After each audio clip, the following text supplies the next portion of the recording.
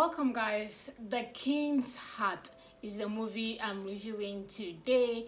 This movie is on Ruth Kadiri, produced and executive produced by Ruth Kadiri. The story is also written by Ruth Kadiri. Recap of this movie talks about a family who is royalty, but unfortunately there's a destiny change and shift in their royal hood, which means that the royalty or the crown, being a king, is being shifted to another family. Now, because of this, the mom or the queen mother decided to do everything in her power to maintain that royalty in her family or in her household. Something about destiny shifting, destiny changing, that twisted the fate of everyone in this movie. This is what this movie is about. What I like about this movie, let's start with the storyline. This is the first storyline of Ruth Kadiri in this one amazing and interesting and very intriguing one. In this year 2025, this is one of the best movie from Ruth Kadiri. She actually put in her best foot forward for this movie. The storyline did not end as predictable that we always think it will end. No. This is an unpredictable storyline, and trust me, you need to watch this movie. I'm actually recommending this movie for you to watch if you haven't watched it yet. This movie comes in part 1 and part 2. The King's Heart, guys, is showing on Ruth Kadiri 24/7 in case you haven't seen it. Unforgiving queen mother, very patient husband, the king loving. This is a movie you have to watch or see if you haven't seen it yet. The storyline is interesting. Trust me, you can't predict the end.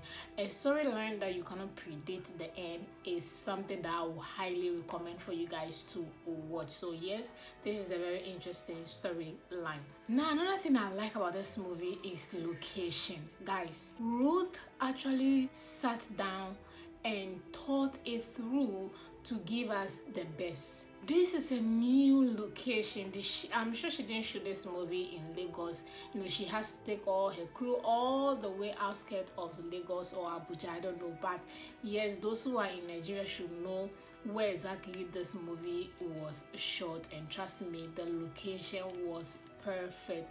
And coming to location, let's talk about landscape shot of this movie. I don't know if they created a whole village for this movie production. I'm not sure, or the village is already existing and they just had to make the setup and things. If they created this whole village on their own for this movie, then I have to applaud Ruth Kadiri for a justice well done to this movie production that she did. Look, the location is amazing, beautiful. Is it the King's Heart? Is it the village? Is it the bush? Is it the riverside? This is just a beautiful location, and this brings me to cinematography. Ruth Kadiri, I hardly complain about her cinematography. She has one of the best cinematography on her channel, so I wasn't expecting anything less. I'm just imagining the generator and the power they had to generate to give us this perfect cinematography. Daylight shots were on point. They didn't give us any unnecessary filter or color grading whatsoever. It came with natural lighting, beauty, brightness, sharpness. Woo. And talking about night shot, where it has to be bright, like we need to see the people or the actors in scenes, we saw them. One of my best scenes for this movie, talking about cinematography, was when Ruth Kadiri and Ujams, where the king actually drank the poison. You see this setup, very beautiful. The lighting was on point, like every detail, sharpness on point, every detail on that particular scene was just perfect. And talking about cinematography again, the up close shots of each scene in this movie was perfect. Then we talk about the far shot where everybody or the whole village has to be in one frame. very beautiful shots. You can just imagine the effort and thought process put in this production. This cinematography was just on point. Again, like I was saying, that the ninth shot, where she went to visit the greatest Idibia or whatever. You see those scenes, even in those scenes where it was night, we could still see her face, and we could still see Ujam's face. Even though the lighting was a little bit dark, we could still see their faces whilst they talk. That was really, really beautiful. Like, this is what I always say, that they can give us good cinematography, but they just choose not to, or they decide to go with a theme that goes with their channels or whatever. This is a movie you are producing. You need to give us your best all the time. There's no need to say, okay, today I'm doing this, today I'm not doing. No, give us the best all the time. So yes, trust me, this movie has one of the best cinematography for Ruth Kadiri movies so far. This is top notch. Another thing I like about this movie is costume. The last time she tried to produce a movie like this, which is Love in the Crown, you guys, if you can remember very well, I complained about that costume. That costume was terrible. I was like, no, this is not how to shoot. I'm seeing movies like this. This is not it. Like, no. So coming to this movie, I was like, yes, costume was on point. She actually sat there and said, look, I want to give my people, I want to give my fans, I want to give my subscribers one of the best, Igbo indigenous movies, and I was loving every bit of this movie. I was just loving it. The costume were on point. And this brings me to my final point that I like about this movie is the characters. That's the cast, acting, and directing of this movie. Let's start with the Queen Mother. The Queen Mother was in her character. I love her character in this movie. Then talking about Ruth. Ruth was one of the main characters, obviously. I love her character when she became a queen. She was very assertive, very authoritative, very in command. I love that character so much.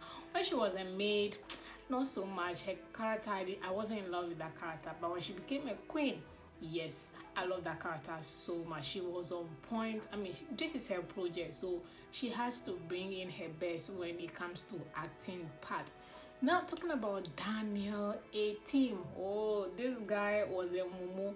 This guy was a sport prince. Like, he was just doing everything to please the mom. When the mother said jump, he has to ask how high. He was indecisive and he wanted to be a king. How can you be a king and you cannot decide on what you want in your own life? Your mom say you should marry this woman because you want to be a king, or this will make you a king. So yes, you went ahead, even though you did. You guys need to watch this movie, guys. Yes, Daniel was also very interesting character. I love him. He was a natural, especially when he was acting as a sport brat prince. He was a natural. I didn't like the young prince, which was played by that TikTok boy. I didn't like that. I loved Daniel character more than the young prince. So yeah, that was really a very good acting from him. I love his character. Then talking about the greatest Idibia, that's Ujams. This guy was very sweet.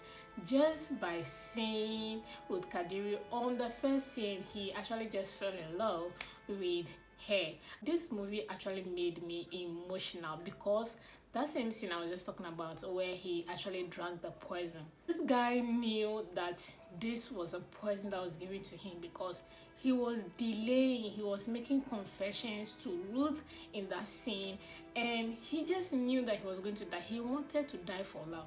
That is what I picked from this movie.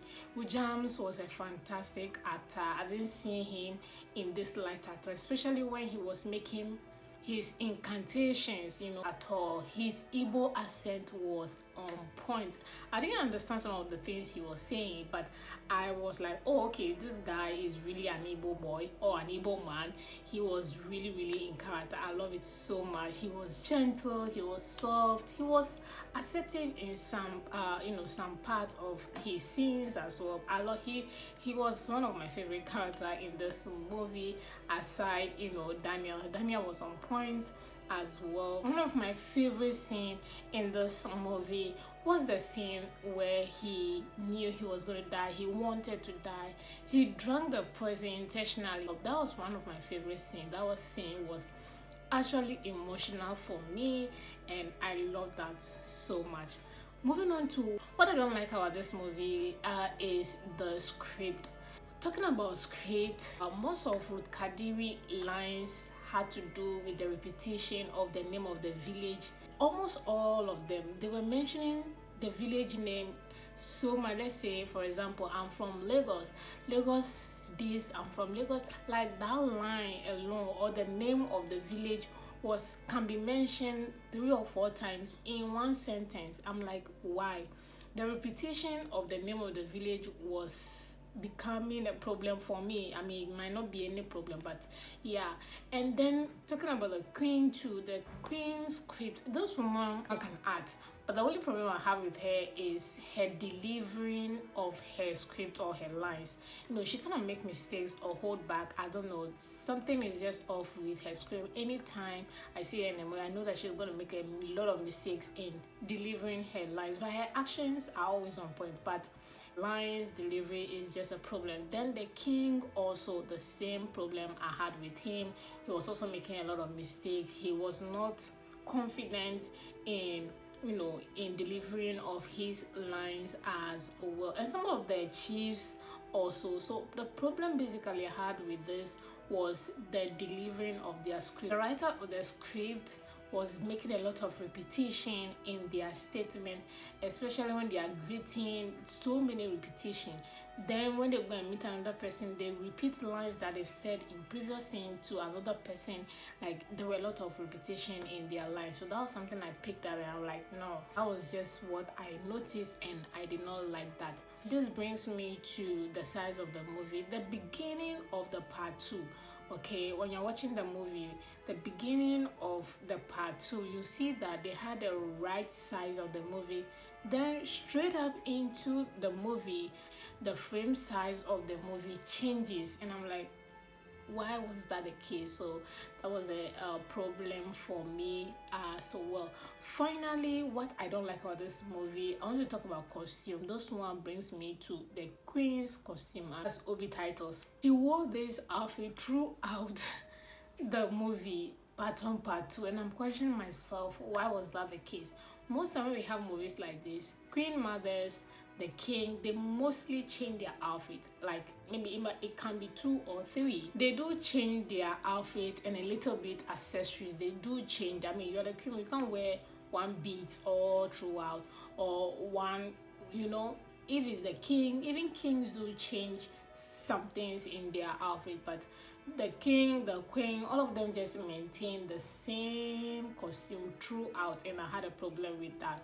Their royalty, they had access to a lot of things, especially their clothing, so I didn't see any of that, and I was like, why was that the case? Even Ruth, when she became the queen, she was actually changing her outfit. Today she's wearing this is it tiger or whatever, then the next day she's wearing this fair. She had a change of accessories on her clothes. So why didn't they do the same for the queen mother? So yeah, that was something that I noticed and I did not like. But that notwithstanding, guys, this is a beautiful story and I'm going to give it a 8/10. Yes, this is the highest so far this year of my rating of those movies, and Ruth did fantastically well, guys. She actually took 3 weeks to produce this movie, because I know she produces movie on YouTube every week. Every week she kind of posts a movie, and she didn't post for about 3 weeks, so that means she actually took 3 weeks to produce this movie. Again, the King's Heart comes in two parts. That's part one and part two. So you should do well to watch both movies. If you don't watch both movies, you will not follow the story and you will not know how it ended. I'm predicting that this movie can have a continuation because this is one of the beautiful stories she has produced on her channel so far, and kudos to her. I really hope that she continue in this step. I mean, let's keep the momentum high. You shouldn't take it high and bring it down. No, kudos to Ruth. This was a beautiful project. I love it. The storyline was perfect, unpredictable. That was nice. Least I forget her song. Ruth has this theme song in her movies that she always play in the background. Now in this movie, they actually changed the song to Igbo version, the same style, but the only thing they changed was the language, which is Igbo version of that song. And I was like, okay, that's nice. So yeah, she did well. She was able to change the song to Igbo version, and that's really a little, they're thinking out of the box finally. I love that so much. So yeah, the song was a good addition to it, and I really love that. Again, hopefully she doesn't bring the momentum down. It has to be up and up all the way. So guys, kudos. If you haven't watched The King's Heart, do well to watch this movie showing on Ruth Kadiri 24/7. And thank you so much for watching this video. I'll see you all in my next movie review.